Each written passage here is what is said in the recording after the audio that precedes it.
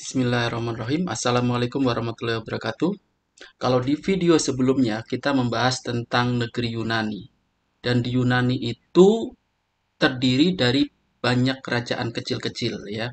Jadi negara Yunani itu adalah negara yang terdiri dari kumpulan negara kecil-kecil atau kerajaan kecil-kecil.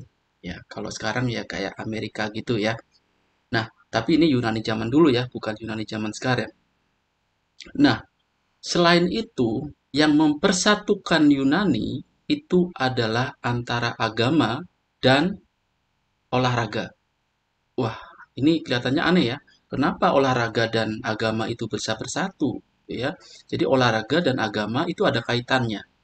Nah, untuk mengetahui lebih lanjut, ya jangan lupa subscribe dulu yang belum subscribe dan pencet tombol loncengnya supaya bisa update terus sejarah dunia.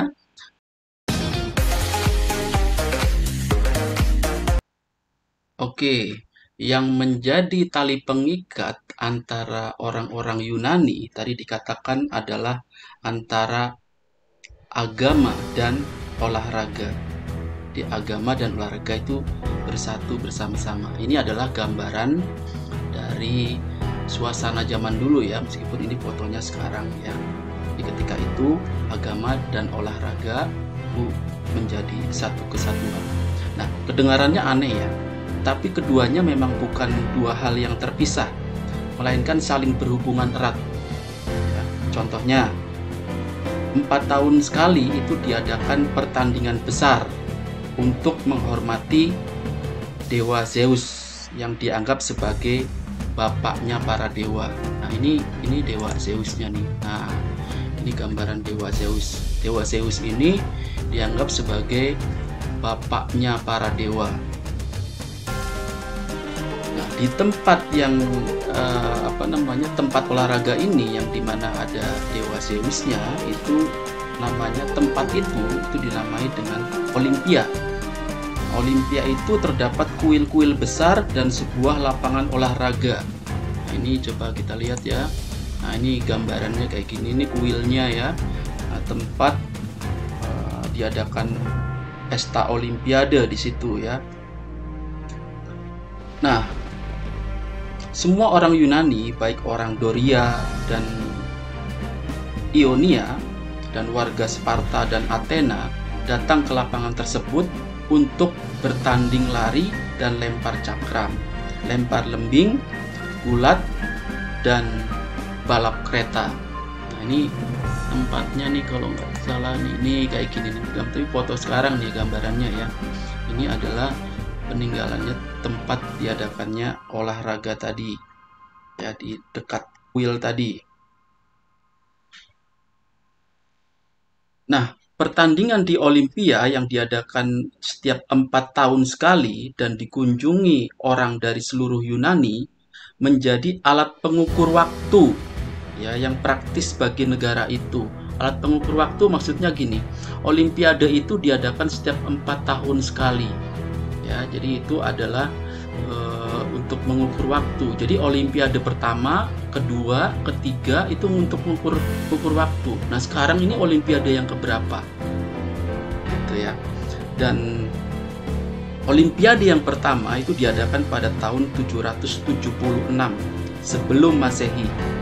Nah, coba hitung kapan Olimpiade ke-10 diadakan. Ini berarti 4 kalinya ya, karena setiap Olimpiade itu dihitung 4 tahun sekali.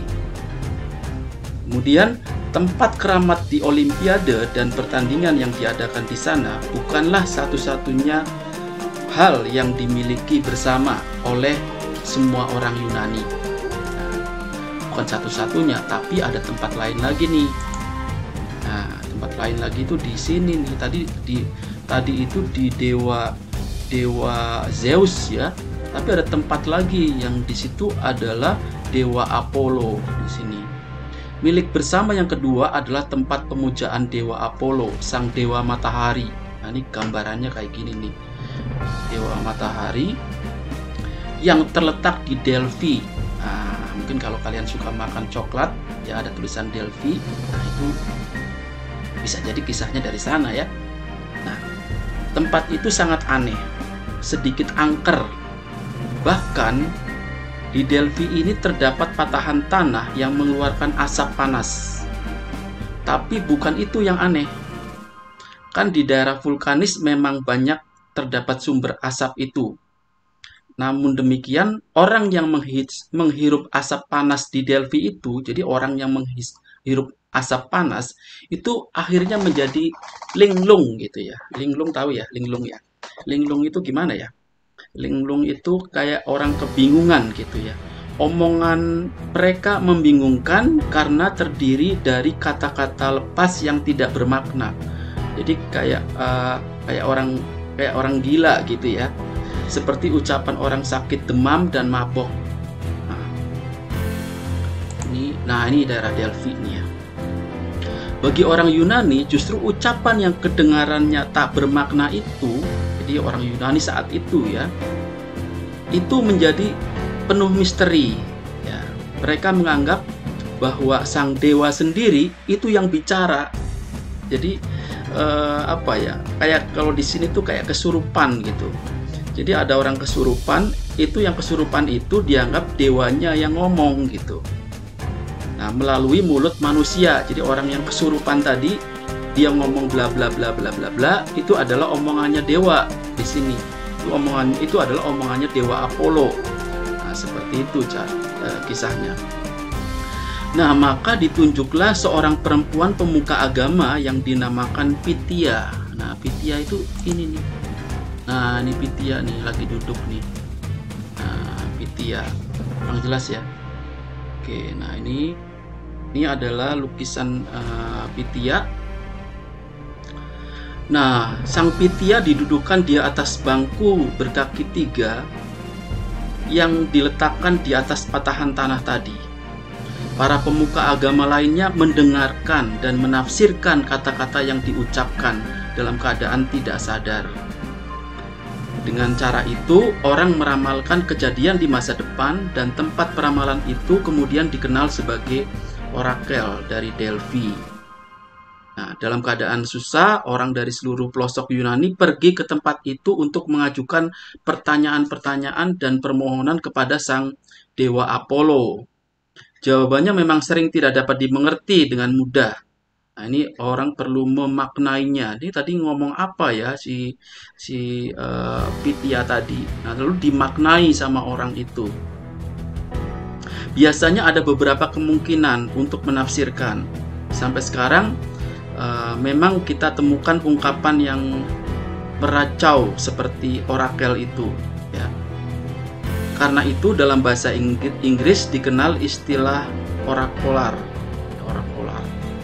Nah, bicara tentang Yunani tadi, ya, yang mengadakan pesta olahraga, ya, yang diadakan ratusan tahun sebelum Masehi, Indonesia juga pernah mengadakan pesta olahraga kelas dunia, sekelas Olimpiade. Nah, udah pernah dengar? Nah, kalau belum pernah dengar, ini nih. Pada tahun 1963 kita pernah mengadakan apa yang disebut dengan Ganevo, yaitu Games of the New Emerging Force. Nah, Ganevo ini adalah pesta olahraga yang kebanyakan itu diikutin oleh orang-orang yang atau negara-negara yang baru merdeka, ya, nih negara-negara yang baru merdeka, New Emerging Force ya. Nah, ini termasuk menyaingi Olimpiade dan membuat dunia menjadi gempar. Ini ada dunia ketiga yang dipimpin oleh Indonesia. Dan Ganevo ini atas prakarsa dari Soekarno, presiden pertama kita. Ini setelah itu juga ada peringatan setahun lahirnya Ganevo. Ini ada peringatannya juga karena spektakuler ya acaranya ya. Lalu kemudian ada slogannya nih, onward no retreat, artinya maju terus pantang mundur. Oke, demikian, semoga bermanfaat. Wassalamualaikum warahmatullahi wabarakatuh.